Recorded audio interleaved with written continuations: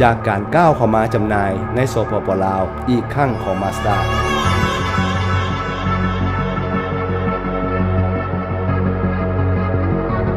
เพื่อตอบสนองความเรียกร้องต้องการของลูกค้าที่ยังหักและใฝ่ฝันถึงผลิตภัณฑ์ของพวกเขามาตลอดในปี 2012 บริษัทแก้วออโต้กรุ๊ปจึงได้เปิดโชว์รูมจำหน่ายขึ้นอย่างเป็นทางการ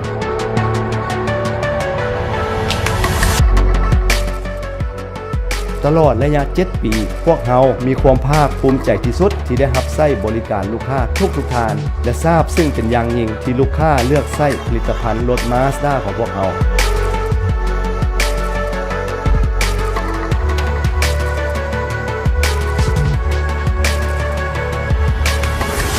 เพื่อเปลี่ยนแปลงไปกับยุคที่ทันสมัยและตามความคาดหวังของลูกค้าที่นับมือนับสูงขึ้นฉะนั้นในปี 2019 เป็นเวลาที่พวกเราต้องได้เปลี่ยนใบหน้าใหม่ปรับปรุงภายในห้องวางแสดงยกระดับทุกระบบของการบริการให้ก้าวขึ้นสู่มิติใหม่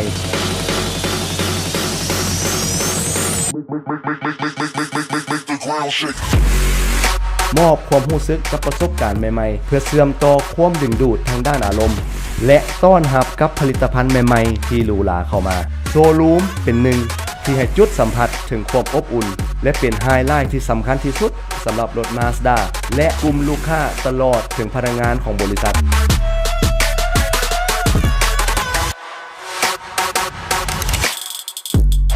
พวกเขามุ่งมั่นเพื่อปรับปรุงความประทับใจของลูกค้าพร้อมความปลอดภัยสูงสุดและพัฒนาเทคโนโลยีใหม่ๆให้ทันสมัยตลอดเวลาและหวังว่าลูกค้าทุกๆท่านคงให้การตอบรับกับผลิตภัณฑ์เป็นอย่างดี